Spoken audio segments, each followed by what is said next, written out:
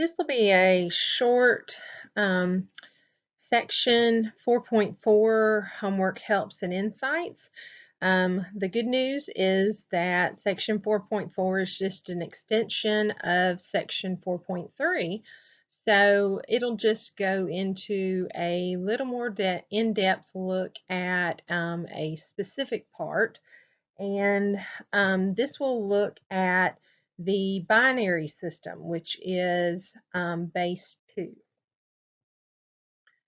The first problems that you'll end up looking at is you'll see some problems that have some light bulbs. So anyway, I decided that light bulbs were boring and my little sunshines looked better than their little light bulbs. So anyway, here you have some light bulbs. In the binary system, and with these light bulbs, they basically represent base 2. And in base 2, you need to remember that you have two options. You either have a 0 or a 1, and those represent either an on or an off. So if you think about those light bulbs, the yellow color represents that they are on, the white color represents that they are off. And so if you kind of look up here at this diagram, you see that I have the same number of light bulbs. I have these little sunshine symbols up here to kind of represent exactly what you'll see in your homework. So it says what decimal number is represented by the light bulbs shown below. And so you have, what we have to do is remember that this is basically the same exact thing that you were looking at. You just want to know what number is this in base 2. So the first thing you're going to have to do is go out and you're going to need to put in your place value holders. So that's going to be your first step.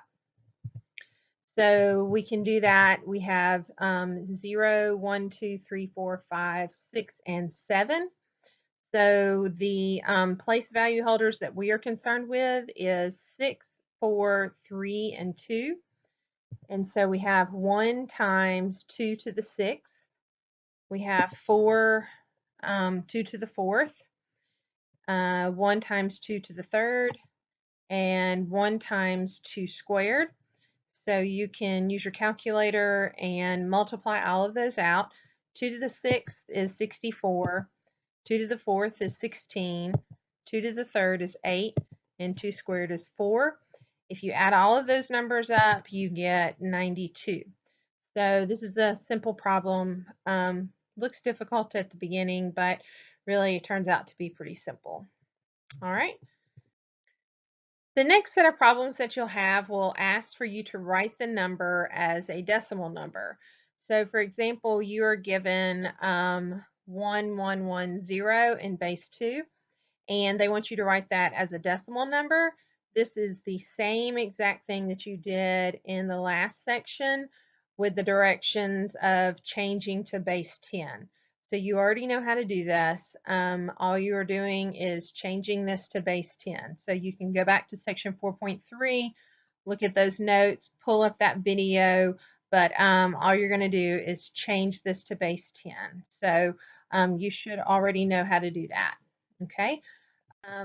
The next set of problems is going to ask for you to write this decimal number as a binary number. And so again, this is just a difference in vocabulary. So they give you the number 56, which is written in base 10, and they're asking you to change this to base 2, which another word for base 2 is a binary numeral or a binary number. And so again, this is where we did the steps of divisions where you just keep dividing by 2, and then the remainder answers will be your answer. And so so go back to section 4.3, pull up that video, and you should be able to answer these problems without any problem at all. Okay, you have two questions that ask about ASCII codes. And so I went and just, I decided I would just pull this chart off for you. The part of this chart that you're going to want to, see if I can pull up my highlighter here. The part that you're going to be interested in is over here. Let's see, it's going to be this decimal. So, and the character. So for example, um, so if I wanted to know L, it would represent the decimal 76 in ASCII code. If I wanted to know the lowercase l, it would be decimal 108. Okay, so if you will just look at those two columns, and that will just help you out with those. So that's merely just taking a look at that. You can look down here. I just pulled this up from www.lookuptables.com. Google is a wonderful source of help. So that's nothing you need to memorize, nothing that you need to know any mathematical formulas for. It's merely just looking up those characters and matching them up to their decimal equivalents. All right. All right. The last couple of problems are about binary addition and subtraction. These can be a little tricky. And so I wanted to take just a couple of minutes to go over a few of these problems. The easiest way that I thought that would help you is to give you this information right here. And this is what helped me the most. If you can write these 4 facts down about binary addition, I think that it'll help you whenever you work through those problems. 0 plus 0 is equal to 0. 0 plus 1 equals 1. 1 plus 0 equals 1. And then 1 plus 1 equals 10. I know, of course, your entire life you've always thought 1 plus 1 equals 2, but in binary addition, 1 plus 1 actually equals 10. So this is again binary addition, so you only have ones and zeros. So let's look at how this works in an actual problem. So let's say we have 1, 1, 1 in base 2, and we're adding 10 to base 2 to that. Now you're going to add vertically, just like you would, any other problem. So here you have 1 plus 0. And so when we do that, we're going to have 1 plus 0 is 1. And I know that because I went over here to my table. 1 plus 0 is equal to 1. Okay, now I'm going to go to my second one, 1 plus 1. I'm going to go over here to my table, and 1 plus 1 is equal to 10. Now, whenever you get a 10, you're going to put a 0, and then you're going to carry the 1. Okay, so I'm going to put a 0. I'm going to carry the 1. All right, now I'm going to get 1 plus 1. Go over to my table. 1 plus 1 equals to 10. In this case, there's nothing else. I'm just going to, because I'm finished, I'm going to write the 10 down, and I actually have my answer, which is 1001 in base 2. Okay, you want to make sure that you write that base 2 down, or otherwise, it does look really funny. So, all right, let's look at another example.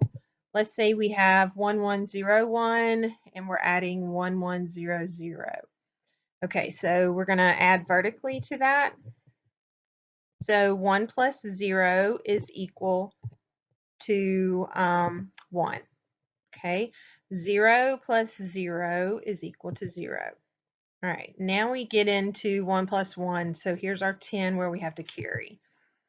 So we carry our 1. Now here's something which is interesting, and this is where you have 1 plus 1 plus 1. Now this is interesting because I don't have any of that over here. Okay, so you have 1 plus 1 is 10, and then you're adding another 1 to it. Well, when you have a case like that, you actually get where it's 10 plus 1, which is 11. So we're not going to get too technical, and actually you don't even have any examples where you get an 11 in your homework, but I did want to show you that because that is a very likely case where you can get that. So I wanted you to know that. So if you have 1 plus 1 plus 1, you can get 11. So, so 11,001 in base 2 would be your final answer. All right, so that's binary addition. I know you've got a problem like that. All right, and the last one that I want to do is actually binary subtraction. And there isn't actually, there aren't any notes at all about binary subtraction. So no notes about binary subtraction in the text. So I kind of had to back into this, and the best way that I can explain it to you is just to give you this table again, and this is how it works. So if you have 0 minus, um, 0 minus 0 will give you 0, 1 minus 0 will give you 1, 1 minus 1 will give you 0. And then 10 minus 1 will give you 1. Okay, so let's look at one example. All right, so we have 101 minus 11. All right, so 1 minus 1. Look over here, 1 minus 1 is 0. So that one is not too bad. Now, 0 minus 1. We do not have a 0 minus 1 because we can't take 1 from 0. So we actually have to borrow the 1. So it's very similar to borrowing. You could just say that this is 10 minus 1. So I could have done that, 10 minus 1. I also went ahead and just said, okay, well, and I'm doing this because you may have like a longer problem where you actually have to borrow from, let's say that this was 5 numbers and this was 4 numbers, and you might have to borrow from several numbers. But in this case, you would be borrowing a 1, and so that would turn to 0, and then this would turn to 10. Okay, so then 10 minus 1, you go over here, 10 minus 1 is 1. So your final answer in that case is 10 base 2. All right, so I don't want you to stress too much over binary addition and subtraction. It's just kind of a weird thing. I think you only have a couple of problems on that, but I didn't want you to stress over it, so I wanted to give you some help on that.